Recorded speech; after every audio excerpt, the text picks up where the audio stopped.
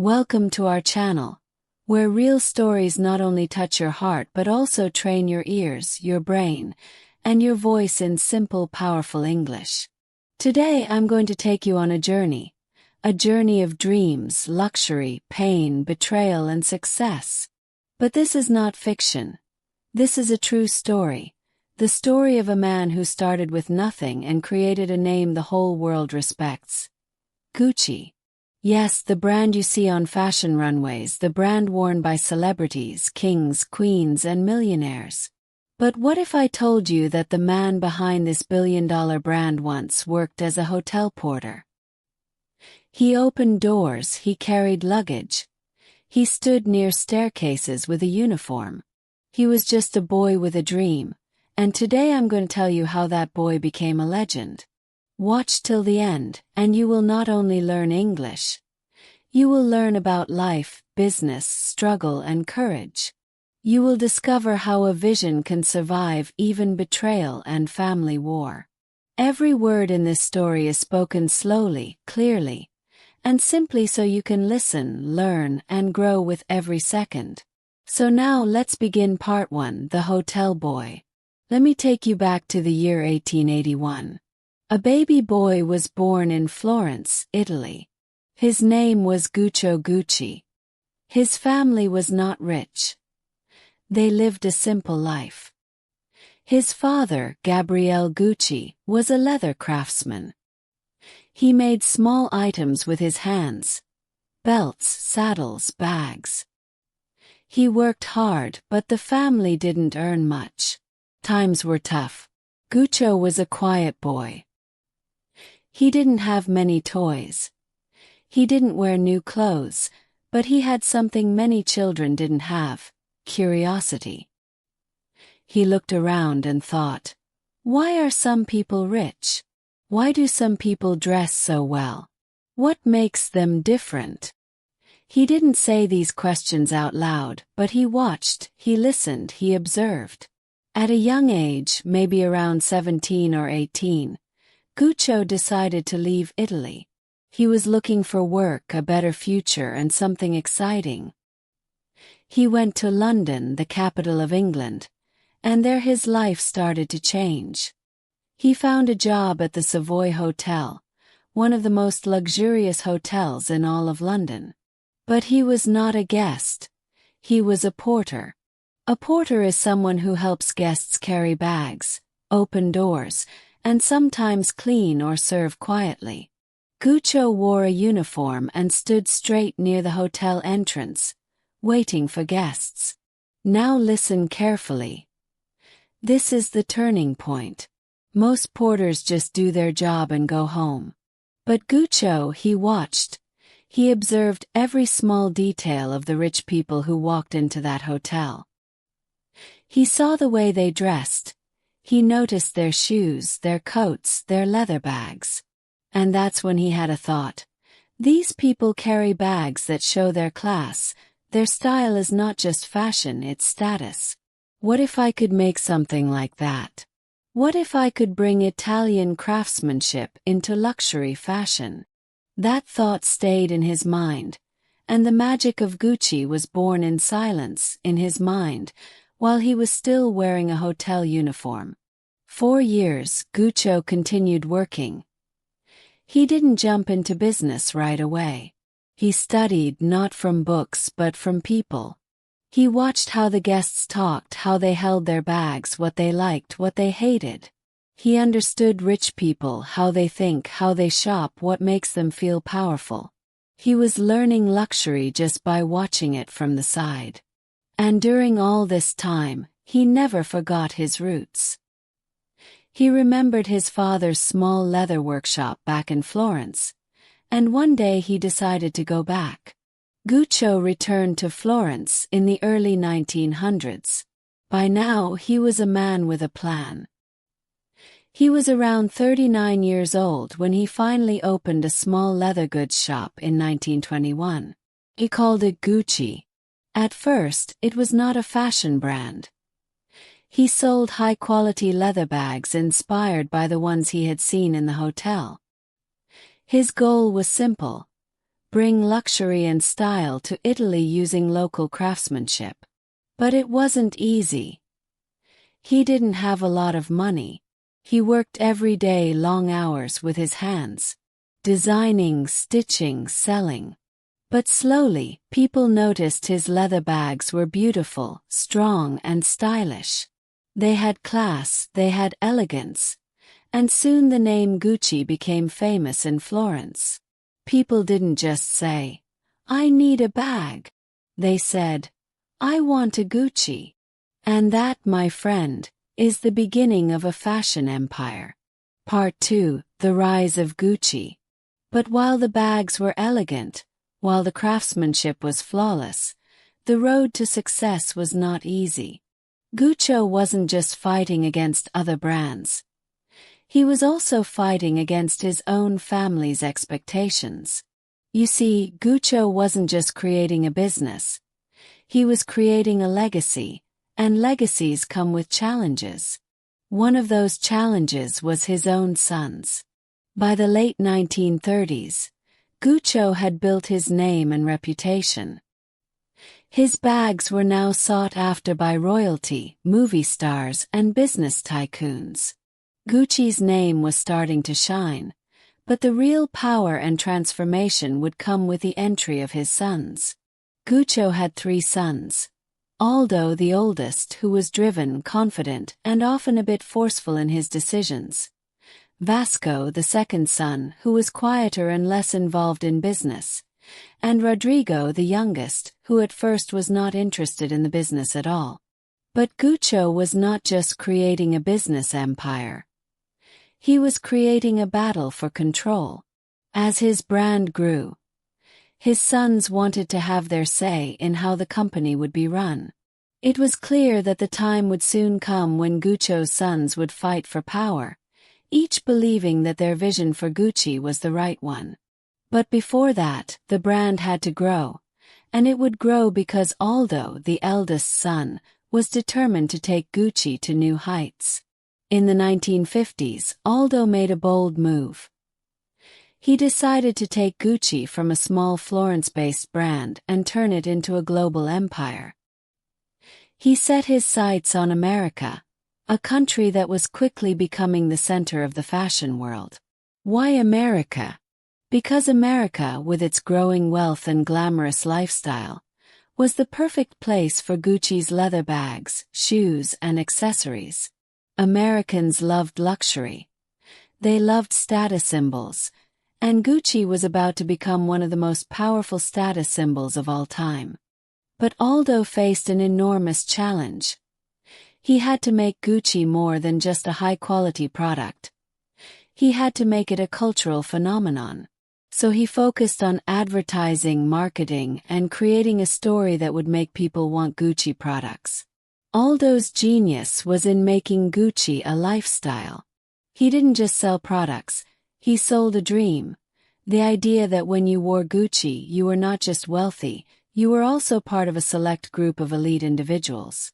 Gucci became a symbol of sophistication, class, and world-class taste. One of the key moments that helped solidify Gucci's identity was the creation of its now famous green and red stripes. These stripes weren't just for decoration. They became the mark of luxury. If you saw the stripes, you knew it was Gucci. It was simple, it was bold, it was powerful. But how did the stripes become so iconic? It all started when Aldo Gucci decided that his products needed something special, something memorable. He drew inspiration from the idea of Italian equestrian style, the kind of horses and riding gear used by wealthy Italians in the past. He combined this heritage with modern fashion and design. It was genius.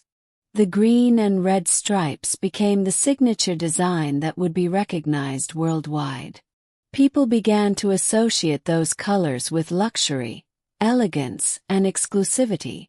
As the 1960s rolled around, Gucci had officially become an international phenomenon.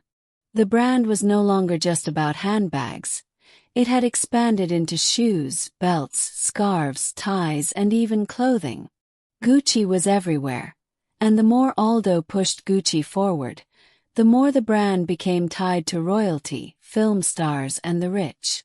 Jackie Kennedy, the wife of U.S. President John F. Kennedy, became one of the most famous people to wear Gucci. Her Jackie O bag became iconic. This wasn't just a bag. It was a symbol of power, style, and grace. Women everywhere wanted to look like Jackie Kennedy, and they wanted to wear what she wore. Gucci wasn't just a brand. It was a story. The brand's association with Hollywood grew stronger every year. Audrey Hepburn, Sophia Loren, and Grace Kelly were all spotted wearing Gucci. In fact, some of Gucci's designs were so beautiful they were worn in movies as part of the costumes. The Hollywood connection only made Gucci more desirable. The more famous people wore it, the more it became a symbol of status. Gucci was no longer just a leather goods shop in Florence. It was a global powerhouse, with stores opening in London, New York, and Tokyo. The dream that Gucci had started with a small shop was now a massive global brand. But while Gucci was rising in the world, something else was happening behind closed doors. The family was falling apart.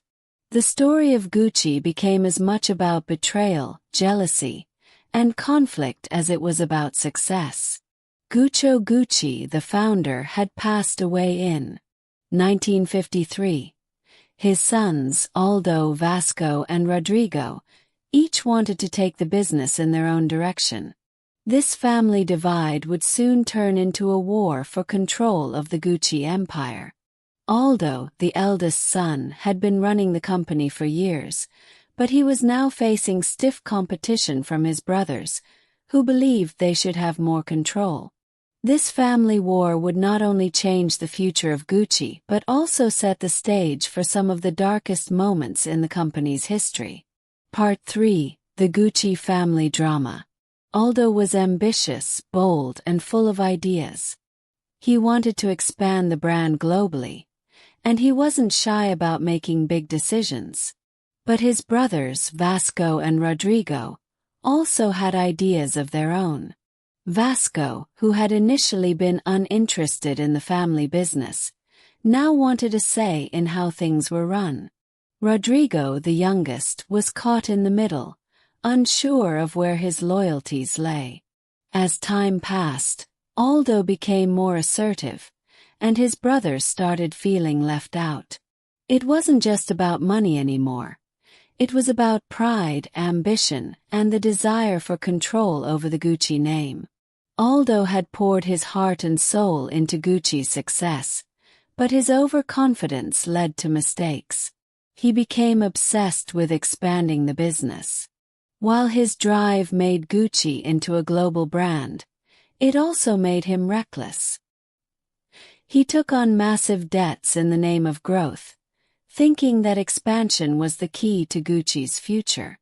But all of this came at a price: family unity and trust. By the late 1970s, Gucci was struggling to maintain its position in the fashion world. The brand had become synonymous with luxury, but that also meant it was facing pressure from rivals, especially in the booming fashion world of the 1980s. Companies like Louis Vuitton, Prada, and Chanel were starting to challenge Gucci's supremacy. Aldo's leadership was questioned not only by outsiders but by his own family. The rivalry among the Gucci brothers was intensifying. Vasco, who had been content staying in the background, suddenly became more involved. His brother Aldo's decisions now seemed reckless to him. Vasco believed that Aldo's thirst for expansion had left Gucci vulnerable. At the same time, Rodrigo, who had largely stayed away from the company, began voicing his dissatisfaction with how things were being handled. The family's once tight-knit bond was now beginning to crack. But the real turning point came when Aldo's son, Maurizio Gucci, entered the picture. Maurizio had spent much of his life away from the family business. He had studied in Switzerland and had even tried to build his own career before being drawn back into Gucci by his father. Maurizio was young, determined, and full of ambition. He wanted more. He wanted to take Gucci to the next level, but in his own way. The tension between him and his uncle Aldo began to rise. Maurizio had ideas that didn't align with Aldo's vision. Aldo's push for expansion and his focus on profit seemed too risky to Maurizio. He believed Gucci needed innovation to survive, not just expansion. Maurizio's arrival in the Gucci business was a pivotal moment. Maurizio was determined to make a name for himself, not just as a Gucci heir but as the future leader of the company. But Maurizio wasn't just looking for change in design or marketing. He wanted to take control, and this meant he had to outsmart Aldo. And that's exactly what he did. Maurizio started playing a dangerous game. He befriended people who had conflict with Aldo, including powerful board members, and subtly began to build his own network within Gucci. Maurizio understood that the only way to take control of Gucci was to buy out his family, so he began using the family's wealth against them. With the help of outside investors, Mauricio's betrayal was swift and quiet. He made sure to keep his plan secret. One day Aldo found out, but by then it was too late. Maurizio had already secured enough support to oust Aldo from his position. The man who had taken Gucci from a small shop in Florence to a global powerhouse was now cast aside. Maurizio had become the new head of Gucci. Aldo didn't go down without a fight, of course. He was devastated by his son's actions. The betrayal stung even more because Maurizio was not just a son to him. He was a symbol of Gucci's future. But in the end, Aldo was forced to step aside. He lost control of Gucci to the very family he had built the empire for. But Mauricio's victory wasn't complete. While he had gained control, he didn't have full support from the Gucci family. Rodrigo and Vasco were still skeptical about Mauricio's leadership, and they believed he wasn't ready to handle the power he had just seized. Maurizio Gucci now had everything he wanted. He was in charge of one of the world's most famous luxury brands. But with great power came great responsibility and great pressure. The Gucci empire had grown into a multi-billion-dollar business, but it was also highly fragile. The world of luxury fashion was constantly changing, and Gucci had to evolve to stay at the top. Maurizio had a new vision for the brand. He wanted to modernize Gucci, appealing to a younger, more fashionable audience. But there was one problem. His bold ideas started clashing with the traditionalists in the family. Mauricio's ambition had alienated many, and now even the brand's loyal customers were unsure of the direction Gucci was taking. Maurizio Gucci's story was no longer just about business and fashion. It was about betrayal, love, and revenge. The same man who had taken control of one of the world's most prestigious fashion houses was now about to become part of a scandal that would shock the world. Mauricio's personal life was in many ways as dramatic as the business conflicts within the Gucci family. He had married Patricia Reggiani, a beautiful and ambitious woman, in 1972. Patricia came from a wealthy background, but her relationship with Maurizio wasn't just about love. It was about power. She wanted to be part of the Gucci legacy, and she saw Maurizio as her ticket to a luxurious life. Together they seemed like the perfect couple, but behind closed doors, their marriage was full of struggles. In the early years, Maurizio and Patricia's relationship was rocky.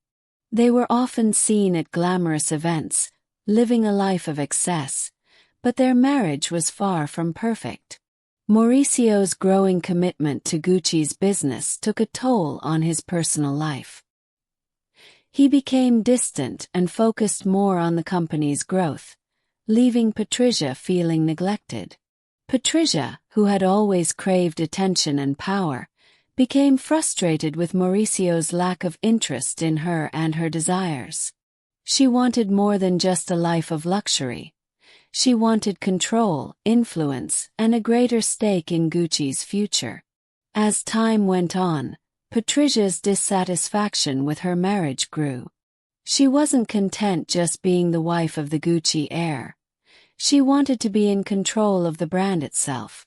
But Maurizio was becoming more and more focused on expanding Gucci's global reach. He had already made significant moves to modernize the company, but his marriage was starting to fall apart. By the early 1980s, Maurizio had completely distanced himself from Patricia. Their divorce became inevitable. What followed was one of the most public and bitter divorces in history. Patricia felt humiliated and betrayed, and she wasn't going to let Maurizio get away without paying the price. The separation left her emotionally shattered, but also with a deep sense of anger and resentment toward her ex-husband. Maurizio, on the other hand, seemed cold and uninterested in fixing their broken relationship. He was ready to move on, focusing even more on Gucci's future. While Patricia was devastated by the turn of events, the tension between Maurizio and Patricia grew to a boiling point. Patricia's resentment was growing every day, and she could not shake off the sense of betrayal. She was no longer just angry at Maurizio for abandoning her. She was furious at how he had ruined everything she had built around the Gucci name. As the years passed, Patricia began to develop an obsession with Mauricio's life, watching his every move from a distance and growing increasingly bitter. It was at this point that Patricia began to plot. Patricia didn't just want revenge in the form of a bitter divorce settlement. She wanted something far more shocking. She wanted Maurizio dead. To her, this wasn't just about getting back at him for the divorce. It was about reclaiming the control she had lost when Maurizio had left her for another woman and for the business. Mauricio's life was starting to unravel in the most dramatic way possible. Patricia began seeking out hitmen to carry out her plan. She reached out to a former lover who had connections to criminal elements and began putting the pieces together for a murder plot. She didn't want just anyone to kill Maurizio. She wanted someone who could do it in a way that seemed like an accident or a random crime. She carefully chose the date and location, planning to carry out the murder in the most shocking way possible. On March 27, 1995, Maurizio Gucci was walking into his office at Gucci's Milan headquarters. It was a typical day, and Maurizio had no idea what was about to happen. As he approached the entrance of his office building, a gunshot rang out, striking him in the back. Maurizio fell to the ground, unable to defend himself. His death was swift. He was shot 3 times, each shot hitting him in critical areas. The assassin, a man named Antonio Dantas, had been hired by Patricia. He was paid to kill Maurizio as part of the elaborate scheme that Patricia had masterminded. She wanted him dead not just for personal revenge but to make a statement, to remind Maurizio that he could not walk away from their past without consequences. As Maurizio lay dying on the cold marble floor, he must have thought about the family business he had fought so hard to build. He had made a name for himself in the fashion world, but now his life had come to a tragic and violent end. Patricia, who had orchestrated the murder, was now free from Mauricio's shadow, but her actions would soon lead to a far more dramatic downfall. The murder of Maurizio Gucci was a sensational crime that immediately captured the attention of the media. The fashion world, which had been watching Gucci's dramatic changes, was now in shock. How could such a powerful and successful man die in such a violent and brutal manner? The investigation into Mauricio's murder was swift, and it didn't take long for the police to uncover the shocking truth. Patricia Reggiani, Mauricio's ex-wife, was arrested and charged with conspiracy to murder. The evidence was overwhelming, and it became clear that she had been the mastermind behind the plot. Patricia had planned the murder carefully, using her wealth and influence to arrange everything from the hitmen to the logistics. She had been driven by jealousy, revenge, and a twisted sense of power. Patricia's arrest stunned the world. She had been the woman behind the glamorous Gucci image, but now she was the face of a tragedy. The once promising future of Gucci was now overshadowed by the dark legacy of a family torn apart by betrayal, murder, and revenge. After Mauricio's death, the Gucci brand had to deal with a storm of controversy. The family squabbles, the divorce, and the murder that had unfolded so publicly had left a scar on Gucci's reputation. Many believed that the company would crumble under the weight of this scandal, but in reality, Gucci's spirit was too strong to be destroyed by the tragic events of the past. At the time of Mauricio's death, the Gucci brand was a bit stagnant. There were many challenges facing the company: internal conflict, lack of direction, and an increasingly competitive luxury market. Gucci's traditional image was beginning to feel outdated, and the luxury industry was changing. So, the Gucci family was at a crossroads. Would they continue on the same path, or would they take a bold risk and reinvent the brand entirely? It didn't take long for new leadership to step in, and the first step was bringing in Tom Ford, a young designer from the United States. Ford's entry into Gucci marked the beginning of a new era for the company, an era that would completely revitalize the brand. Ford was bold, innovative, and had a unique vision.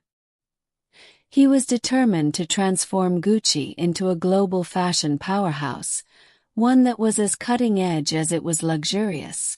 Ford's first collections for Gucci were game-changers. His designs were edgy, modern, and sensual, and they resonated with a younger, more fashion-forward audience.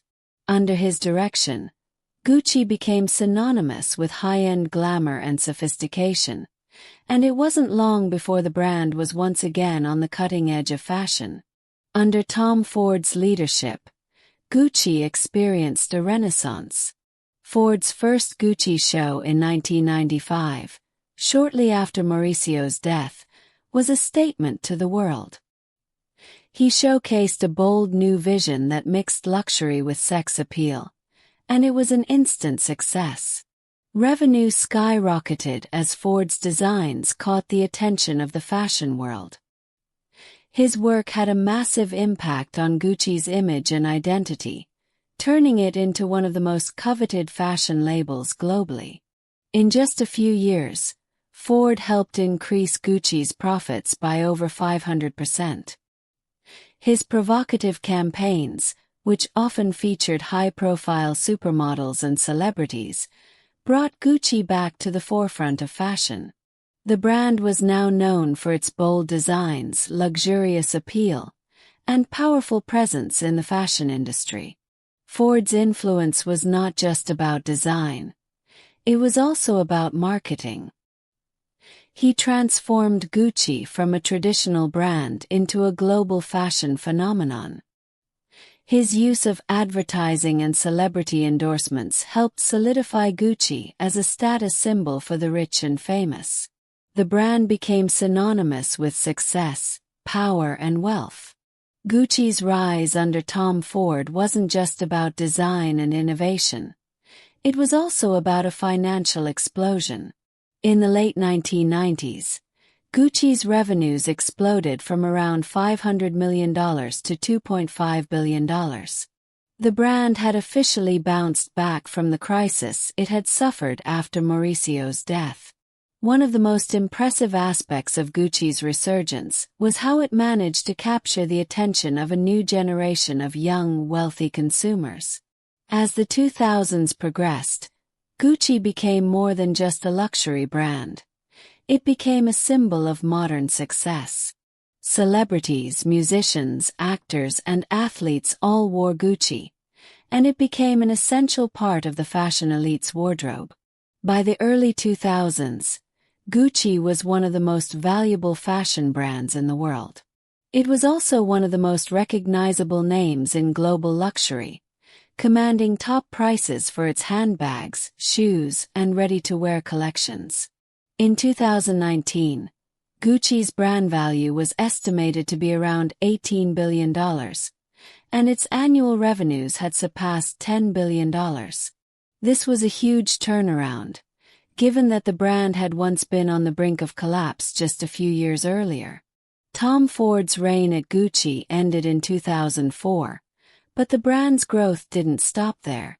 Alessandro Michele, who became Gucci's creative director in 2015, brought his own unique vision to the brand. He embraced gender fluidity, bold patterns, and a mix of styles that appealed to a younger, more diverse audience. Under Michele's direction, Gucci once again reinvented itself, and it quickly became one of the most talked-about brands in the fashion world. His collections were filled with unexpected combinations of bold colors, floral patterns, and historical references, and they resonated with a generation that was seeking something different from the traditional luxury brands. Gucci's revenue under Michele has continued to grow, and in 2020 the brand's global sales were estimated to be around $9 billion, maintaining its status as one of the most powerful and influential fashion labels worldwide. In 2016, Patricia was granted parole after serving just 18 years of her sentence. She was released from prison at the age of 67 and returned to the luxurious life she had once known, but it was a far cry from the power and fame she had enjoyed as Mauricio's wife. She was often seen in high-end fashion and continued to live in the lap of luxury, even though her past was permanently stained by the murder of the man she once loved. Today, Gucci stands as a global fashion powerhouse. The brand has continued to thrive in the competitive world of luxury fashion, constantly evolving and embracing new trends. It's now a part of the Kering Group, one of the largest luxury conglomerates in the world, which also owns brands like Saint Laurent, Bottega Veneta, and Balenciaga. Gucci's success is not just measured by its profits or prestige. It's also about the legacy it continues to build. The brand has become a symbol of empowerment, innovation, and timeless style. It has evolved from a family business to a global icon, with its sustainability initiatives and commitment to creativity paving the way for future generations in fashion. Gucci's journey from a family-run business to a global fashion icon is one of the most incredible stories in the history of fashion. Despite the tragedy that struck the Gucci family, the brand's ability to reinvent itself and adapt to new times is what has made it an enduring symbol of luxury, creativity, and success. Maurizio Gucci's death, Patricia Reggiani's obsession, and the murder that shocked the world are all part of the larger story of Gucci, a story of triumph and tragedy, betrayal and success, and a brand that refuses to die. It serves as a powerful reminder that even in the face of great loss, something new and extraordinary can emerge. The legacy of Gucci will continue to inspire fashion lovers, entrepreneurs, and dreamers all over the world for years to come. And while the family's story may have been full of scandal, betrayal, and tragedy, it ultimately showcases the resilience of the Gucci name and the power of reinvention. And that's the end of the unbelievable story of Gucci, a brand born from hard work, nearly destroyed by greed and betrayal, and finally brought back to life through vision, courage, and change. What can we learn from this? 1. Success can be taken away if we forget our values. 2. Family or business trust is powerful, but so is betrayal. 3. Even after the darkest moments, it's never too late to rebuild. 4. Leadership matters. The right people can turn failure into success. 5. Change is not the end. It can be the beginning of something greater. Gucci's story teaches us that life is not just about rising. It's about rising again after we fall. That's what makes a brand, a person, or a dream truly legendary. So, whether you're learning English, building a dream, or just trying to find motivation in your own story, don't give up. Keep learning, keep moving forward, and remember, even the biggest success story started with pain, struggle, and a choice to keep going. Thank you for watching. This is your place for stories, book summaries, life lessons, motivation, and learning English every day. Don't forget to like, share, and subscribe. See you in the next story.